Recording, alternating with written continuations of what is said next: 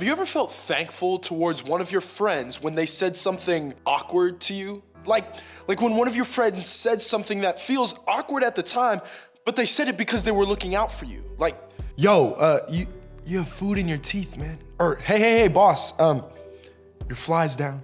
Or, hey, you have ketchup on your forehead. I'm not sure, but I'm just looking out for you.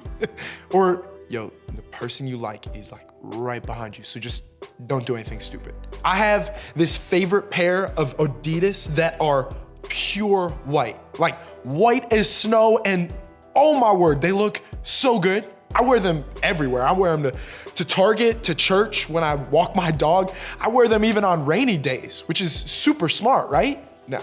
See, I learned the hard way one day when I came inside from the rain. I was feeling pretty good, taking those, yo, check out this ice on my feet kind of strides.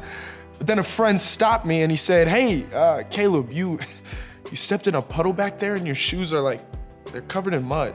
I looked down and sure enough, my pure white Adidas were a mess. I probably spent 10 minutes in the bathroom just trying to clean them up. It was a little embarrassing, but I would have been a mess if my friend hadn't said something to me. And I'm sure I don't have to guess on this one. We've all felt this way. No one likes discovering they have food on their shirt or toilet paper stuck on their shoe or spending forever cleaning up their shoes. But when someone cares enough about us to look out for us and save us from future embarrassment, we're left feeling so grateful. Now, let's think about this from the other side for just a second. Have you ever felt like you should really say something to someone else, but you weren't sure how to go about saying it? I mean, think about it. Telling your friend they have food on their face is one thing, but talking to a friend about a relationship you don't think is good for them, or decisions they've made lately that aren't great, is a totally different scenario. Maybe you've been in one of these situations before. Your brother or sister started hanging out with people who are convincing them to do things that you know aren't right, but what are you supposed to say? Someone in your small group acts totally different in group than they do at school, but you don't know how or when to bring that up to them. Your friend is making decisions their parents would not be okay with. Is it your place to say something about it? We all know what these situations are like, and each situation seems to become increasingly more difficult. This is why we avoid having these conversations. But there's more to it than that. Maybe we don't want to ruin a friendship or make someone mad. Maybe we're doing or have done the same things as someone else, so who are we to say anything? Maybe we don't think the other person will listen. Or maybe you have the exact opposite problem. You have no problem telling people exactly how you see it. If you've ever wrestled with any of these reasons, the good news is you're not alone. I mean, we've all been there. We all know what it feels like to know we need to say something, but at the same time, we're also unsure of what to say and how to say it. What if we could learn a way to approach difficult conversations without hurting our own reputations? What if there is a way to be helpful and kind? What if there is a way to have difficult conversations that end up leading to something good? Here's the thing. No one wants to be known as the hater or the self-righteous friend who just talks about everything everyone else does wrong. Instead, we want our reputation to stand out for the right reasons in how we love and treat other people. So when it comes to being a friend who looks out for others, how do we make sure we handle this in the right way? In our last talk, we talked about how Paul said that as followers of Jesus, we're supposed to be known by our love for others. Now, even if you don't consider yourself a Christian, chances are this is an idea you could get behind. Who wouldn't want a reputation people would describe as loving?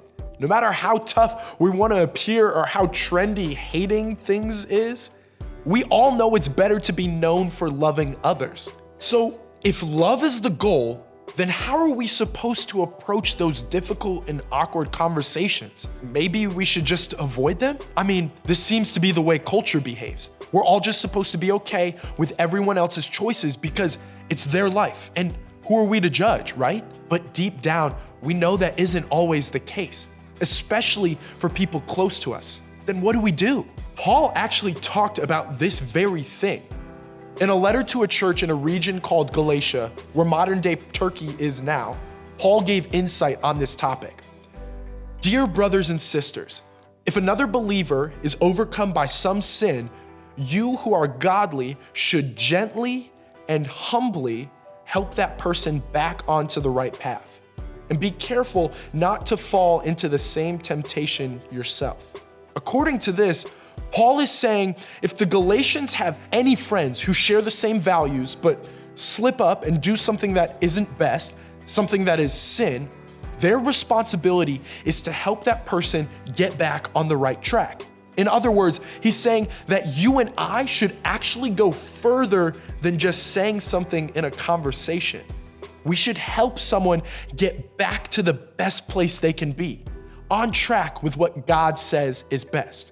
Now, there's a lot Paul isn't saying as well. He isn't saying that you're personally responsible for making sure your friends make wise choices. And he isn't saying you should put yourself in a position that sets you up for failure when you're trying to help your friends.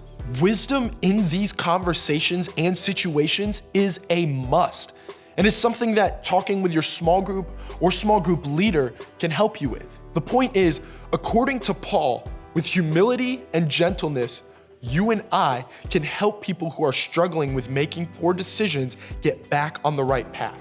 Paul continues, share each other's burdens, and in this way, obey the law of Christ.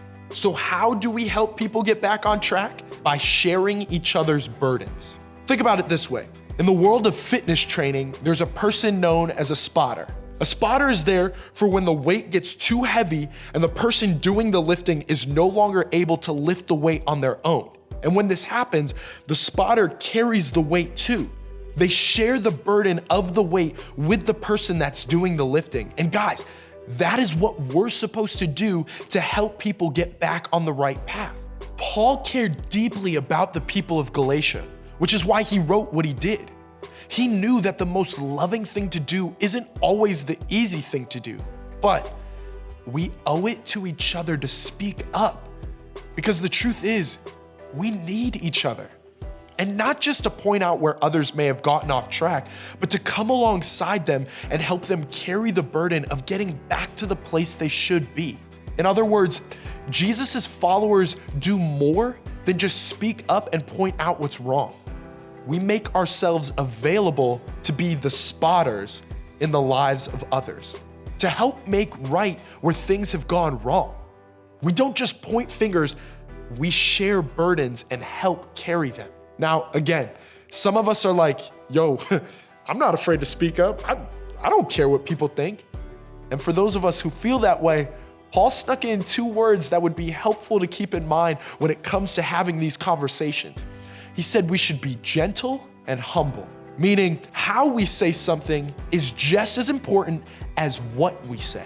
The loving act is not to sound judgmental, arrogant, or self-righteous.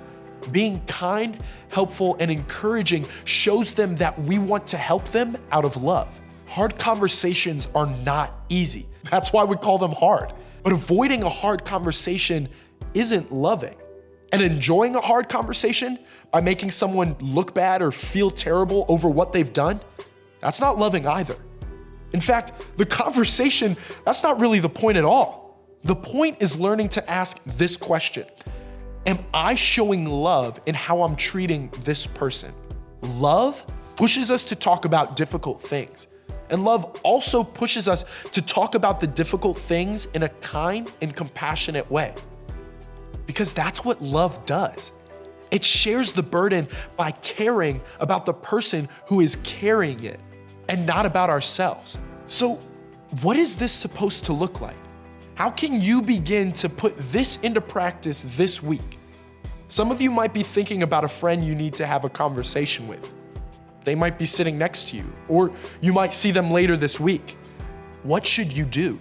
Well, if you're going to choose to be known for your love for others, then when it comes to what you say and how you help others, let love be your filter. You won't be known for love if the way you handle hard conversations and treat others is not loving. So when it comes to helping friends who are headed in unhealthy directions, You can become known for love by filtering your words and actions through love. When we help someone make a different choice than they've been making, we do it even if it makes us feel totally awkward in the moment. When we encourage someone else to change his or her behavior, we need to do it in a loving way and not a judgmental way. When we see someone take a step in the right direction, encourage them and celebrate them. Why? Because we love them. And that's what love does. So, what exactly should a filter of love be applied to? Here are a few ideas. Let love be the filter for your involvement. When you aren't sure if you should get involved in a friend's situation, ask yourself, what's the most loving thing I can do? Use this question as a filter for your next step. This provides a gut check for your motives and reminds you that they should be rooted in love. If the loving thing to do is to get involved, to help someone get back on the right path, then you'll know to take a next step. This can be tricky to figure out, so don't hesitate to involve your small group leader or parents or another trusted adult in figuring this out. Once you're sure the most loving thing to do is to get involved, you need to let love be the filter for your words. Ask yourself, how would I want someone to speak to me? And what would I want him or her to say? When you filter your words through love, you'll stop and make sure you're not just throwing shade. This isn't about you and making you look good. Instead, you'll be letting them know you're there to carry their burdens with them. Your words can spark hope or they can cast judgment. But if you filter them through love, they'll be words that can help get someone else's life back on track. Once you have a word filter in place, it's time to take the next step and let love be the filter for your actions and reactions. If you have friends that are having a hard time keeping their lives headed in the right direction, chances are they won't just need your words. They're gonna need your help. You have to choose to filter your actions through love just like you do your words.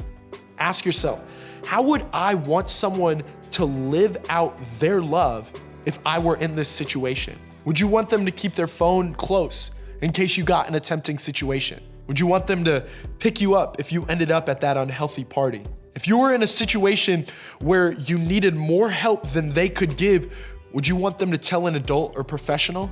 Would you want them to say the hard thing and then follow those words up with accountability and continuous follow-up conversations to help you stay on track?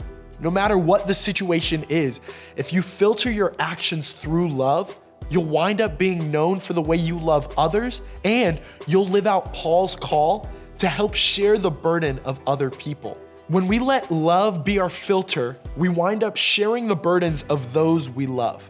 Does this sound like the type of loving person you're trying to be?